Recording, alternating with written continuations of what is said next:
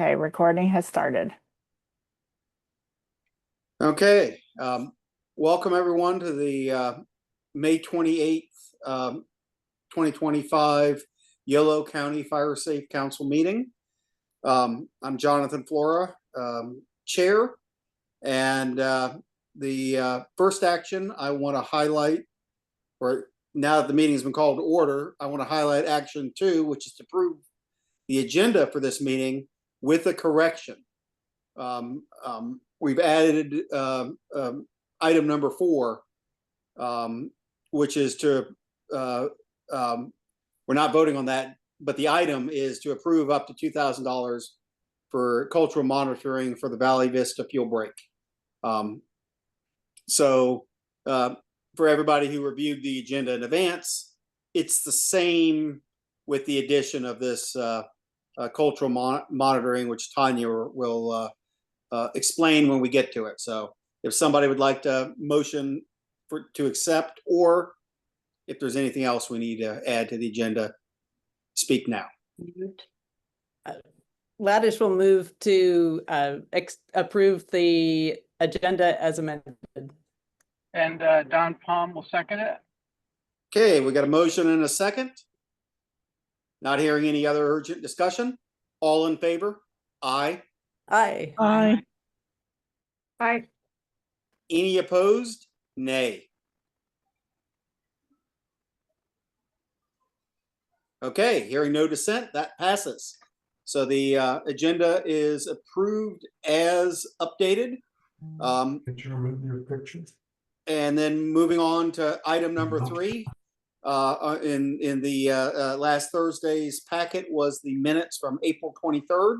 Hopefully everybody has reviewed those in advance. If there's no discussion or corrections, I'd like a motion and a second to approve the minutes from the April 23rd meeting.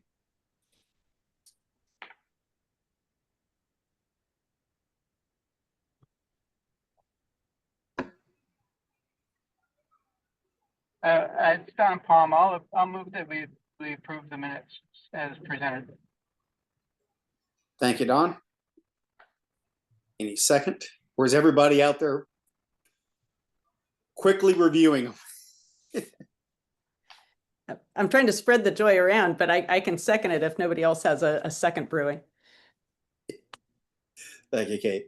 All right. Maybe I'll give another moment or two, but if there isn't any urgent discussion, I reviewed them. I didn't see anything to add. All in favor? Aye. To approve the minutes? Aye. Aye. Any opposed? Aye. All right. Hearing none, Tanya, would move on to action item number 4, or agenda item number 4, to approve up to $2,000 for cultural monitoring in the Valley Vista fuel break. Okay, I'll give a little history, and then Chief Close can explain more about the on-the-ground part of the project. But this project was, I'll show a map. Maps are always great. So for reference, Rumsey is down the road here. The Valley Vista, it's a trail / fuel break. It's a historic dozer line that was put in, I'm not sure which fire it was. But in 2023, Chief Watson wanted to redo the fuel break, and we worked with county parks to do that. And the tribe wanted to have cultural monitors on site to make sure that there was nothing disturbed while the site was being scraped. So that happened, and we were able to cover that through a different project, which has ended, and it was $1,200 to pay a cultural monitor to be on site. The project was done again in 2024, but there was no need for cultural monitors that year. But this year they're requesting to have monitors out there again, and Chief Close has spoken with them. We thought if we could cover that because CAL FIRE isn't able to pay for cultural monitors, we could cover that and it would come out of the Rumsey fuel buffer pot of funds since it's up the hill from Rumsey. So that's my bit of the story. Yeah, not much more to add. It's a historical dozer line. There's only about 4 spots that come out of the canyon where you can push dozers all the way. Those are 2 of them. I kind of giggled when you said which fire was it on because been on a lot of them. So Okay. the one going towards the west is the bottom of the screen. It comes out of Windy Point Bridge. There's a little turnoff. Goes Oh, yeah. almost. Our operators can get almost to Blue Ridge on that one. And then the other one we call Hunter's Camp. That's been the control line on a lot of fires that start in the canyon and end up being the right flank of those fires. So it takes our operators about a day or 2 to put those in. So it's an easy project with a lot of benefit. So I appreciate you guys helping us out, and hopefully be able to get those in 2 weeks or so. And this, in case we're wondering what these lines are, that is the parcel that is owned by County Parks. So County Parks is also behind and has, I think they did the notice of exemption for this project 2 years ago.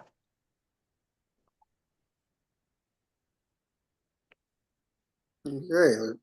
Any questions or other discussion? Yeah, I'm just curious. This is Elaine. Just curious, what if you don't provide the money for the cultural monitoring? Then what?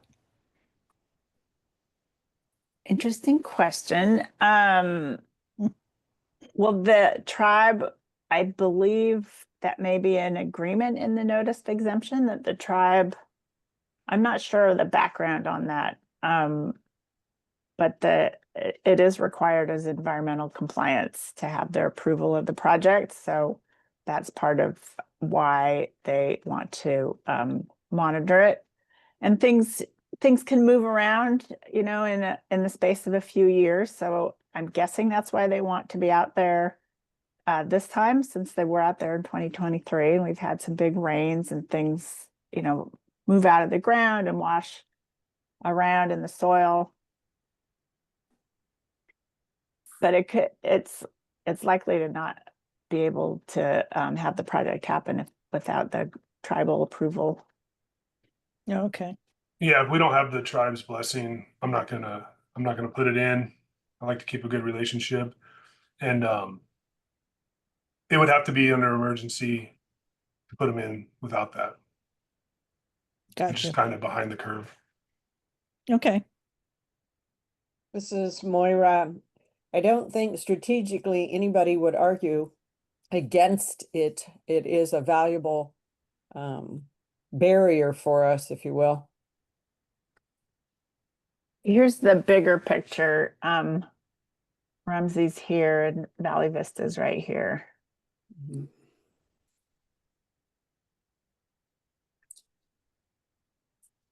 Yep.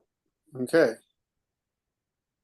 Any other questions or discussion? I'll add my background picture is from the Valley Vista Trail. I'm trying to think, that was probably in 2022. Not the dozer line, but a little bit further up, but in that same area. So that definitely provides is definitely a good spot to keep things coming out of the canyon. So hearing no more discussion, I'll call the question of members. All in favor of allowing up to $2,000.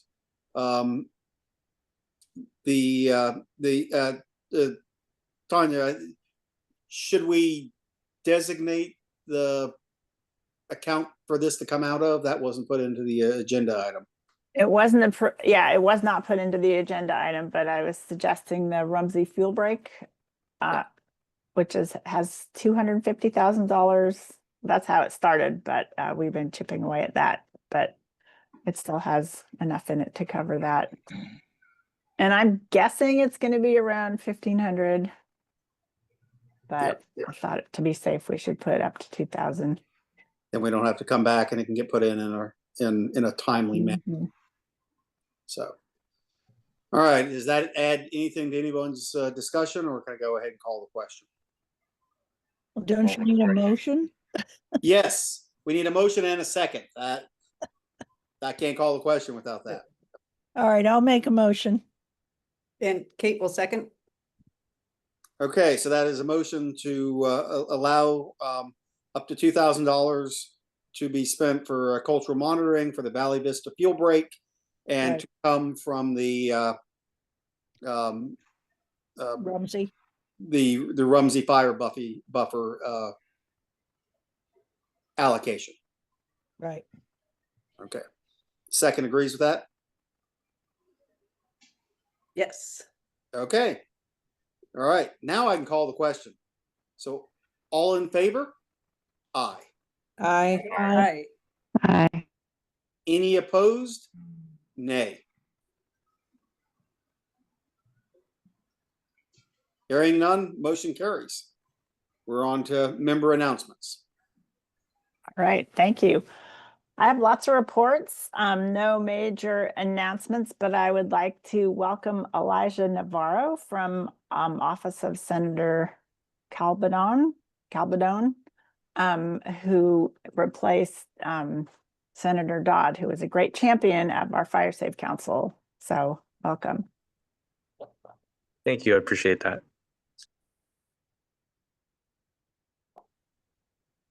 Anyone have any other member announcements? It's all quiet out there. That's good. Let me just add one little thing, just in case people care. As Ken Britton with West Winters Fire Safe Council on Positas, and CAL FIRE has actually gotten started on our Highway 128 fuel break as of yesterday. So yay, fire. And also there was a delay. People might remember that last year there was a cultural monitoring formality that was not accomplished, and it didn't get done last year because of sensitivity, and that got done this year. So here to everyone who made that happen.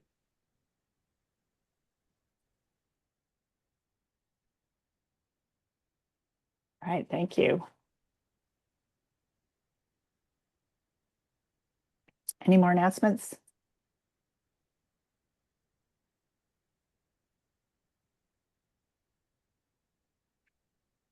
It's time to move on to reports. All right.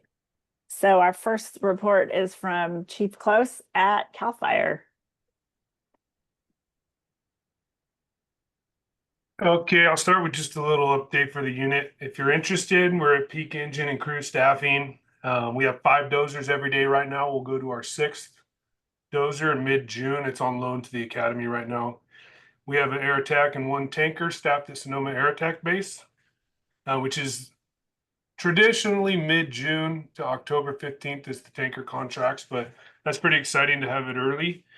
We'll get our second tanker mid-June, and a Type 1 exclusive use helicopter with night vision capabilities at Napa Airport this summer again. So that's exciting. That's a helicopter that private helicopter that we put on contract for the whole summer. There's going to be a C-130 based out of McClellan Air Attack Base this summer to support the state. So if we get a fire that requires a 3rd air tanker in Western Yolo County, that'll be the C-130 you'll see coming over your guys' houses, which is exciting. All the engines, crews, and dozers have been very busy the last couple of weeks, and a lot of you have been involved as well with projects and burns. It's going good. It's really exciting.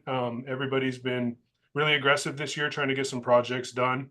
We're going to continue strong until the burn ban goes in. There's no date yet, but the way we're starting to get a lot of starts, and we're seeing on the burns that we're conducting,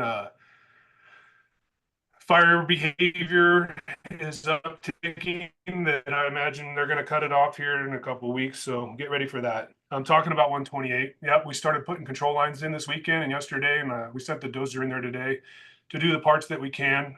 We worked with CAL FIRE Archaeology this spring a lot, and we got a new map that identified all the cultural sensitive areas. I wrote a memo outlining our tactics and strategies to avoid the areas that they want us to stay out of. Eric Hernandez from the tribe has agreed on my tactics and strategies, so I submitted it to Caltrans, waiting on the permit. And it's not the same burn that you have seen in the past. There's a couple gaps where we can't burn. We probably shouldn't have been anyway, but it's about 45 acres if we get the approval when we get done.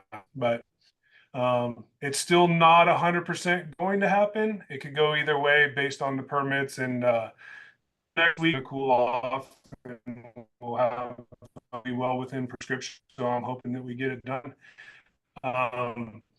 now, because even if we don't, I still want those control lines there.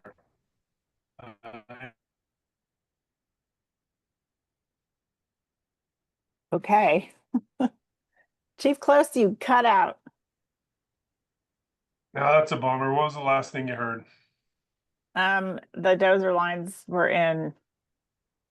Even if the burn doesn't happen, we'll have some lines. Okay, that was it. Yeah, okay. Thank you. Our next report, regular report, is from the Office of Emergency Services, and Christopher Estrada is here. So just a quick little update. We're working with Yolo County Sheriffs to kind of come up with different ways or ideas that we could go ahead and distribute out the evacuation tags. We are open to any suggestions if you guys have any best practices or recommendations on how we could distribute those out to the community. We're open for that feedback. But other than that, that's it on our end. Thank you. What do you Thanks, want Chris. distributed? What do you want distributed to the public? I didn't catch that. The evacuation tags up for the residents up like in the Cape Hay Valley area. Oh, okay. Yeah, those got printed at the end of fire season last year at the request of the sheriff for people to hang on their doors or mailboxes after they'd left, so the sheriff and fire officials don't need to, take precious minutes to go down and knock on people's doors.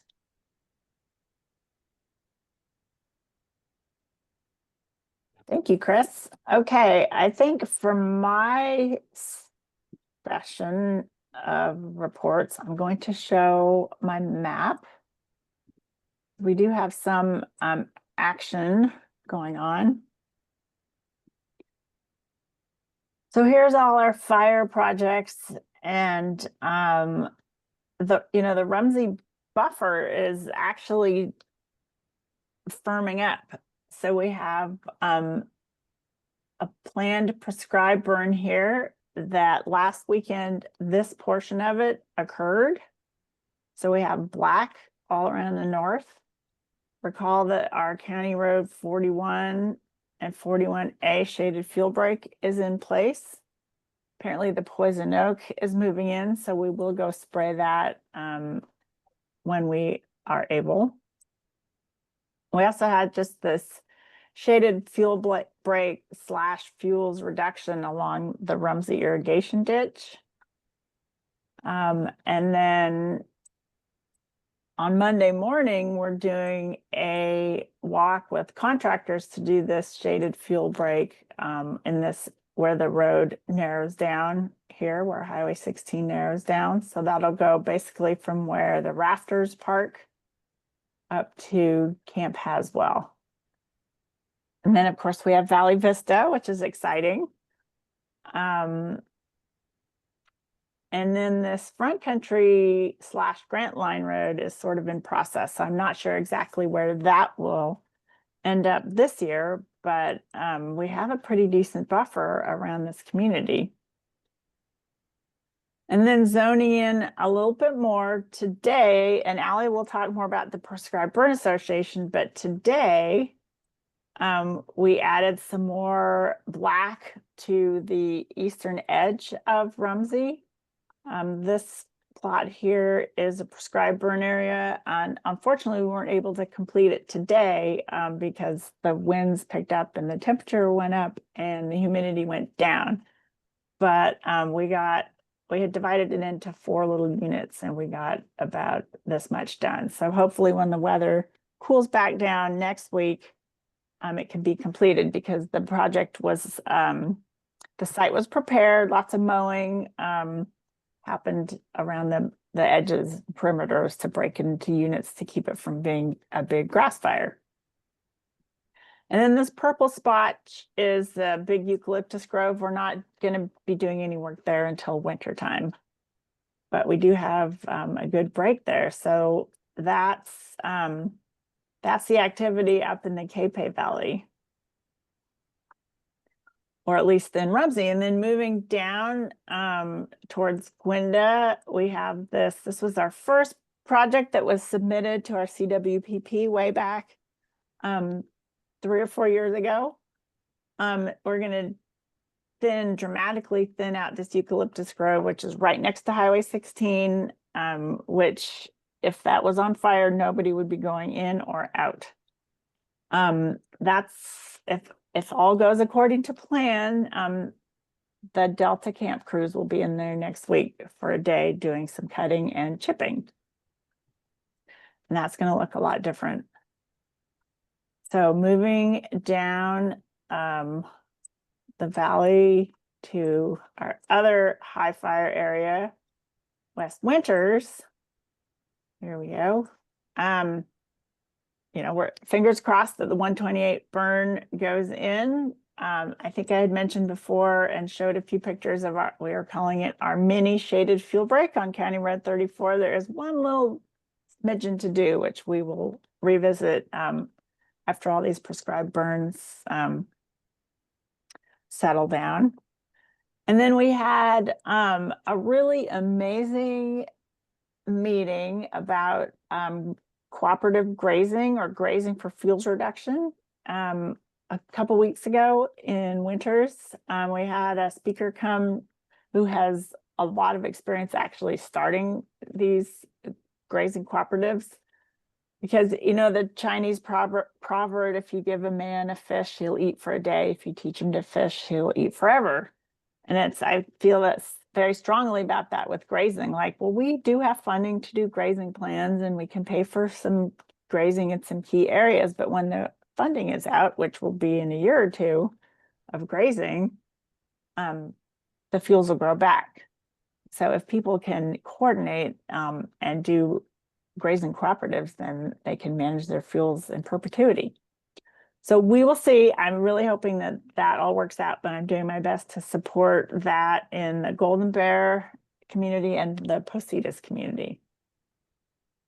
And then the other development is recall our high fire awareness signs that we were basically playing football with or soccer with. Nobody wanted to have them on their property. And then we secured a spot for the Capay Valley, and it just secured a spot for West Winters, which is on the little corner here of this orchard. So there's a big straight approach, and then the sign will be out of the way of farming operations as people head into the high fire zone. So now we have to get, you know, do some more paperwork, of course, and then the signs are already made and they just need to be, we need to find somebody to install them. So I think that's all for my mapping. I'm gonna look at my list. Would volunteer help for putting those signs in be good enough for you guys, or do you need a professional crew to do it? We don't need a professional, but they need to be solid to withstand winds. You know, we get some winds. And they're big. Yeah, They're 8 by 4. So that's something we could talk about. I'm assuming you're volunteering to. No, I'm not, but I could bring it up Okay. at our West Winters Oh, meeting. If okay. anyone's got a proper drilling bit for their tractor or something that we could. Yeah, we post will holes in. need You definitely need an a proper auger. drill to put the post holes in a couple feet Yeah. or 4 Yeah. feet or something. Yep. Yeah, I'll see if we got anybody like that. Great, thanks. Okay, cool. That would be, yeah, that would be great to see what streamlining we can do. And then I had, excuse me, a little photo essay or some photos to show you from our prescribed burn today, which went it went really well. And Tracy was there, and we had some fire chiefs, including Chief Close. Tracy, while I find these photos, which went away while I was talking, yeah, so this was a prescribed burn association burn with a burn boss and backed up by our local fire protection districts and CAL FIRE, and enthusiastically supported by partners. Okay, photos are found. So this was I had showed on a map right next to Rumsey, which made a few people nervous, but it was all under control. You can see there's a lot, you know, when I hear people say, oh, just burn those weeds, there's a lot of planning, preparation, paperwork that goes, and people that goes into a prescribed burn. So I'm just going to flip through.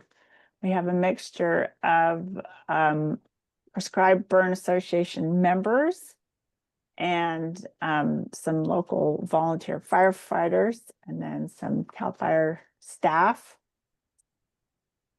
Solano RCD staff.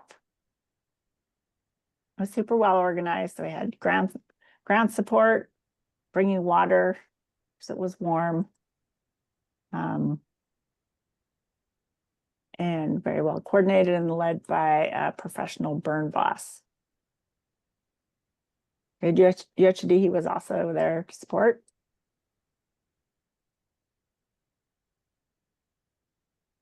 And our CD staff, that's Bailey and Brandon.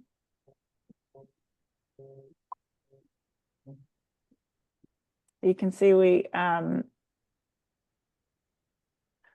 the point of the burn was to, you know, put in that buffer, consume some fuels, consume some invasive weeds like yellow star thistle, and also for training. So all of those objectives were safely achieved. And the native plants on site were protected. So we did a couple acres, and then, as I mentioned earlier, hope to do some more. So that, yeah. And this is a picture from today. It was great. As Tanya mentioned, it was a really important training opportunity. A few things I've been thinking about since that only a couple hours ago is one is that, you know, when we did, for those of you who were on the first Yolo PBA burn, which was almost exactly 2 years ago down at Hammerness, the capacity of the RCD has changed pretty radically. It was really impressive today to see Bailey, who's the PBA coordinator, was in the role as firing boss trainee, and she got to work with an excellent firing boss from Santa Clara County. So that was really neat to see. And Brandon and the rest of the PBA staff, the RCD staff, have really come a long way in terms of being able to lead a prescribed fire program for the county. So kudos to the RCD for that. It was cool to see. First of all, the landowner was really excited, even though we weren't able to do all the units because of the change in weather. The landowner was really excited and mentioned that she's got another 40 acres down near the golf course, and she's really interested in seeing that burned. And a couple other local landowners came by and checked it out. And one of them commented how, you know, she's been to a lot of training, she's heard a lot about it, but it was really important for her to come see it because it made it a lot less scary. And so that's kind of the idea of these PBA burns, is to get people out and to get people supporting each other in their communities. And I think that, for me, that was one of the take-homes too, is that we had people come from Butte County, from Redding, from Napa. We did not have a great showing of Yolo County residents, especially landowners, and even in the Cape Bay Valley. And so I wanted to put out a call for all of you to really think about this and start talking it up, because I think we're going to really make a change in terms of getting good fire on the ground when we start really inspiring and empowering the landowners to do that. And I think we're set up really well for success to do that.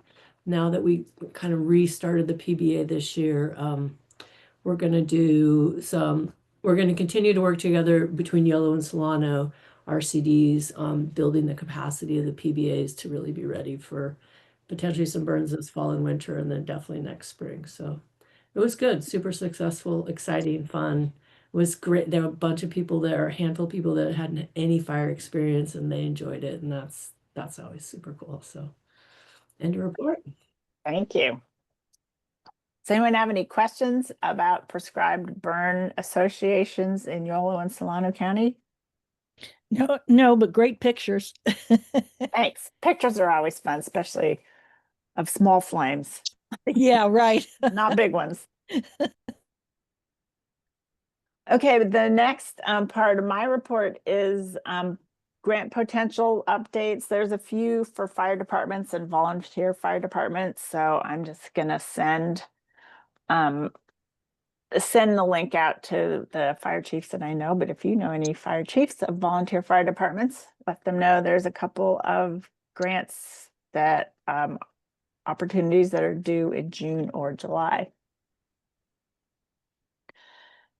And Allie, I took some wind, Tracy and I took some wind out of your sails, but do you have anything else to add to the YOLO Prescribed Burn Association update as I'm looking on the agenda here? Yeah, I'll say a couple things. I did want to emphasize that the burn that just happened today it was on a weekday, which we know isn't ideal for volunteers to come out. Folks have work and other obligations and stuff.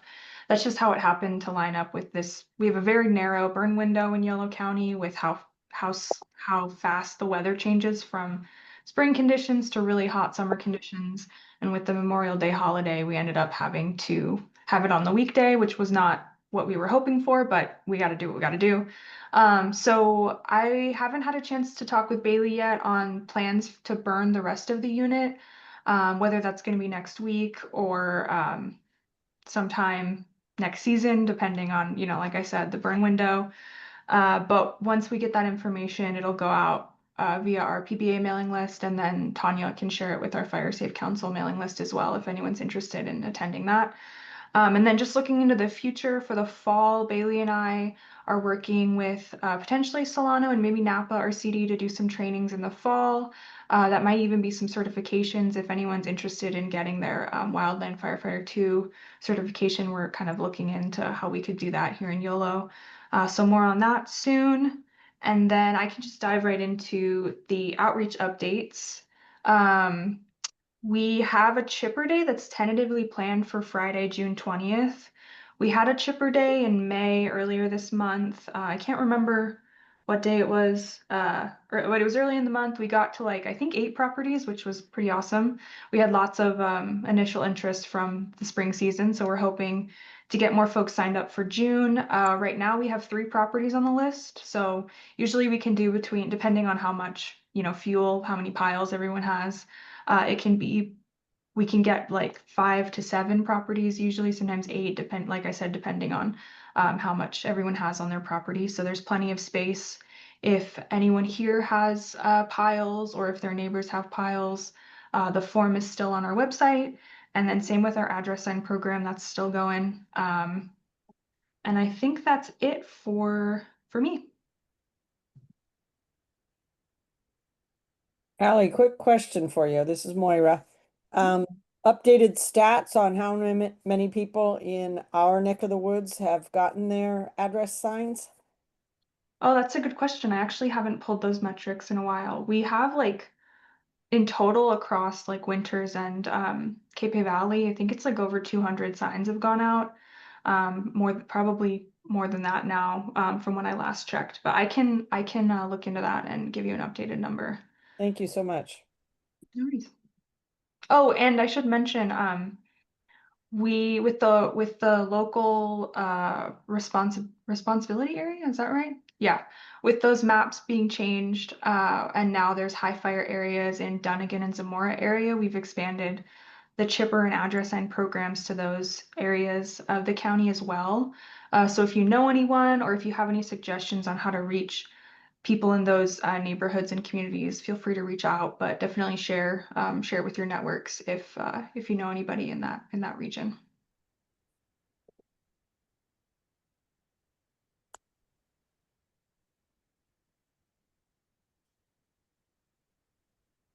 Usually Eric Segura is on and he's from Dunnigan, but yeah, I will also email them.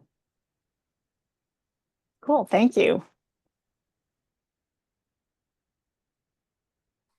Other RCD reports is Solano, and which they are not here today, but Tracy, can you give us an update on what they've been busy doing?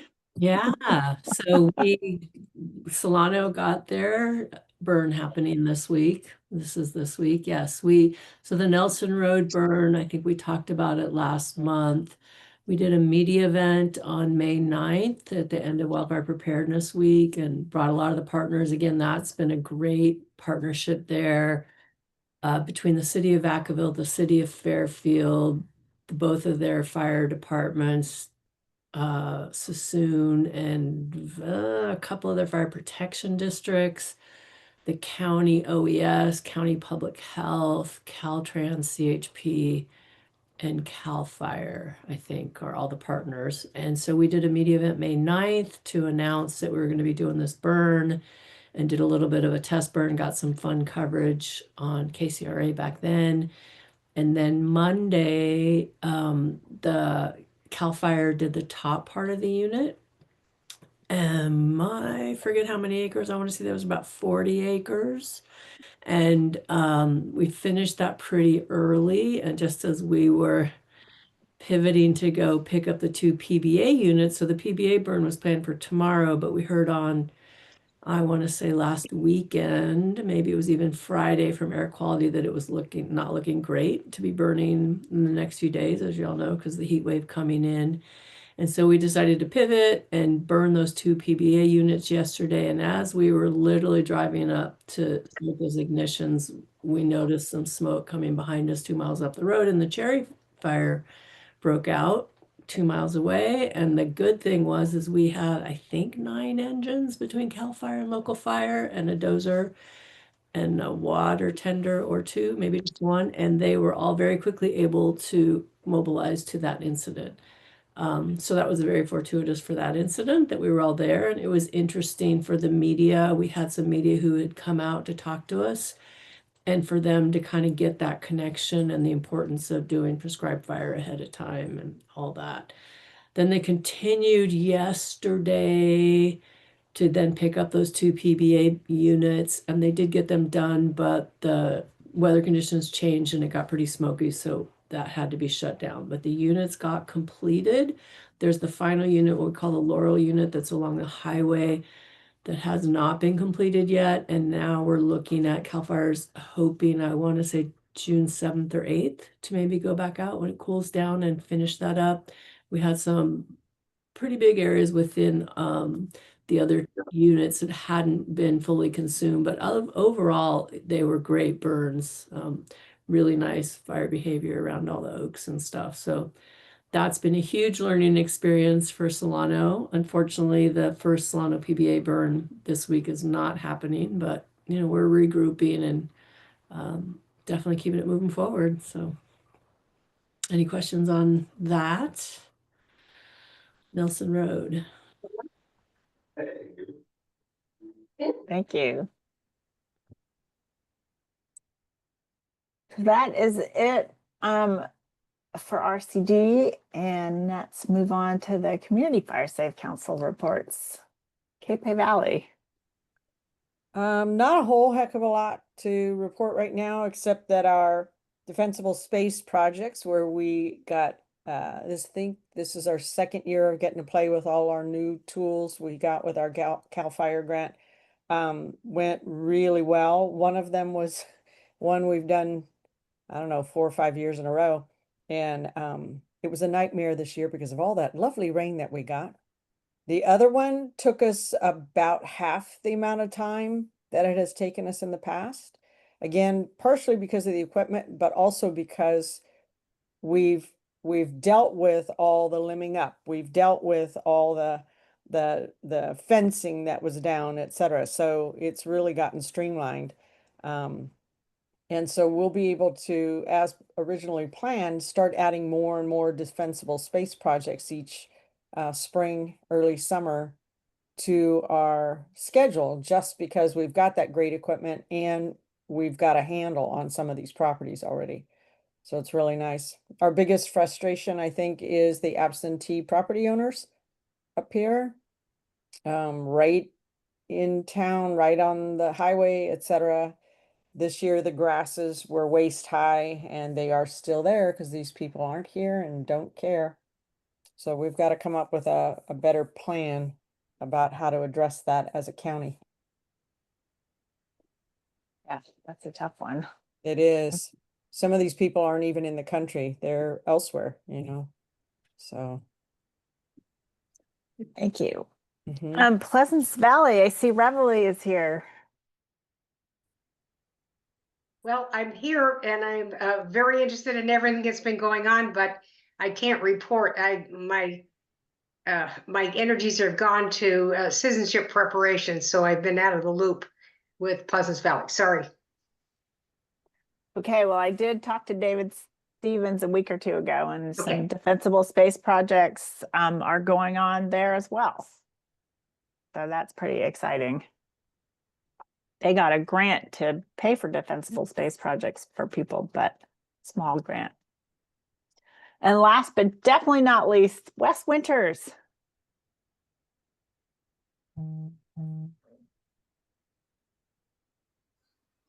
That's me. All right. Oops, you just went on mute.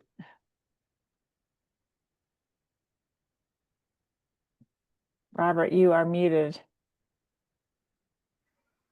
Okay, is that better? Yes. Sorry about that. Yeah. Hey, Wes Winters, we're still working on our Firewise community action and our audits and inspections, trying to get a lot of those out. We've got quite a few people to go with there. I think we're doing a good job. We just need a little more time. And then the other highlight of our last meeting was the connection with the grazing. The information given by Tanya and her group at our last special meeting went a long way, because there's quite a few people in the Golden Bear area that want to get together and see if they can put a grazing program together. They'll be contacting you and going from there. But anyway, that's the two basic things we got accomplished at our last meeting. Thank you.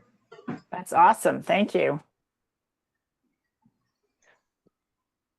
That is it for regular reports. Jonathan, I'm going to turn it back over to you. Okay. Well, you know, we've had a productive meeting and a productive preparation into fire season, and I believe we're at the point where we will adjourn and set the next meeting, which would be Wednesday, June 25th. And I suspect we'll probably have a few activities to take care of. So need a motion to adjourn the meeting. There's a question. There's a hand up. Oh, Yeah. Robert Bruno had a question from PG&E. I just wanted to update you real quick on the inventory for that fuel reduction program that we're working on in Yolo. We have 132 units inventoried. Of that, about 50 of those are brush units. So a brush unit for us is like a 6x6x6 cubit. And then there's 68 tree removals listed. A lot of eucalyptus on Highway 16, and then some gray pines north of Rumsey. And then we're just now getting into the Road 41 complex and working with those property owners there. And we did go ahead and pick up that unit that the Fire Safe Council cut, that's like a totem pole next to the road, that big gray pine. So we're going to put that on the ground for you guys, and then continue working with those property owners to see what else we could come up with. I budgeted this project for about $100,000 I got approval for, and we're running around probably a quarter of that in our inventory right now. And you know, depending on buy-in from the private owners out there, we're probably going to come up short of what it's budgeted for, but it's nonetheless, it's proving to be fruitful. So that's my report. That's wonderful. Yeah, Okay. I was just up there. Yeah, there's a lot of weedy trees next to the road. Up in that area. Thank you. Now back to you, Jonathan. Right. Well, no, that was important. I Yeah, wanted, that was awesome. so, I guess now in conclusion, the next meeting would be Wednesday, June 25th, and we have a motion and a second to adjourn today's meeting. I'll move to adjourn. Thank you, Kate. Somebody can call. I'll second that. And thank you. That was Don. And so all in favor, say aye. I'll say for the minutes, that was Ken. Oh, minutes. Thank you. We're mixing it up there. Yep. Yep. It popped up hidden on me. I was okay. So for the minutes, we got Ken as the second. All right. All in favor? Aye. Aye. Aye. Any opposed? Nay. All right. Thank you. We'll see you guys on June 25th. Great. Thanks. All right. Thank you. Great progress.